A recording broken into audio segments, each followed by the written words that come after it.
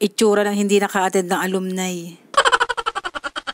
Katatapos ko lang maglaba at medyo nagutom nga ako kaya nga bumili ako ng isang stick ng banana Q pati na nga ng 5 pisong palamig. Malapit lang naman yan dito at halos kapitbahay nga lang namin. Pagkatapos niyan magpapahinga lang ako saglit at pagkatapos naman ay magluluto na ako ng sinaing. Pagtingin ko naman sa oras, eto 1:00 na kaya naman nagdesisyon na nga ako na magsalang na nga na aming kanin. Nagpa-part-time na nga kasi ulit si Criminology at dahil nga panggabi kaya maaga ako nagluluto.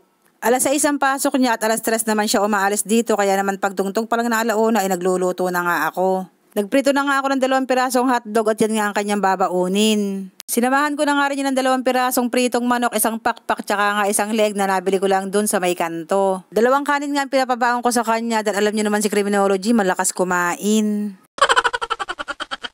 At maya-maya naman, nung time na pagbabaunin ko na nga si Criminology ng kanin, pagbukas ko nga nitong takloban na aming ulam, ito na lamang akin nakita. Wala na nga yung pritong pakpak, pati na nga yung pritong leeg. Dumating kasi si ABM galing school at nagugutom nga daw siya, kaya sabi ko sa kanya, ay sige, kainin mo na nga yung isang leeg. At yung isang pakpak naman, na inulam naman ni Criminology, kakain daw muna siya bago nga umalis. Pinaglagay ko na nga siya ng 2 kanin dito sa may baonan at yung hotdog naman, inai-plastic ko na lamang. At dahil 2 pirasong hotdog nga lang yung ulam ni Criminology, sinamahan ko na nga rin yan 2 pirasong biskwit.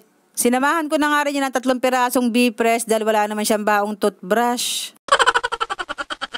Nung okay na nga yung kanyang baon, eto isa-isa ko na nga inayos. At maya-maya nga eto gumagayak na nga si Criminology para nga umalis. At may pagbalik pa nga ayan dahil meron nga daw siyang naiwan. Habang paalis nga si Criminology, yan nga ipinagmamasdan ko dahil ako ngayon natutuwa dahil ganitong klaseng anak nga ang binigay sa akin. Ang sabi ko nga hindi man ako sinuwerte sa ibang bagay ay napakaswerte ko naman sa aking mga anak.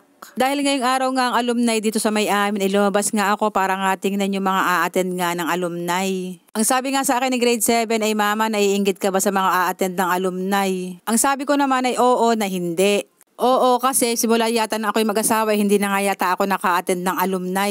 Pag sinusundo nga ako ng mga kaklase ko dito sa may amin ay hindi nga ako pinapayagan ng aking asawa. At hindi, dahil ko alam ko naman pag-aawayan namin mag-asawa, hindi na lang din ako a-attend. Pero sa totoo lang, naiinggit talaga ako doon sa mga umatid ng mga ganyang alumni. Meron pa nga ako nakita kanina, nag-aalaga ng bata yung lalaki, maka-attend lang yung kanyang asawa. O ay di ba't napakaswerte? Maswerte ka kung gano'n ang asawa mo, malawak ang pangunawa. At eto nga picture na to ay kinuha ko lamang sa GC ng batch namin. Yun lang, salamat.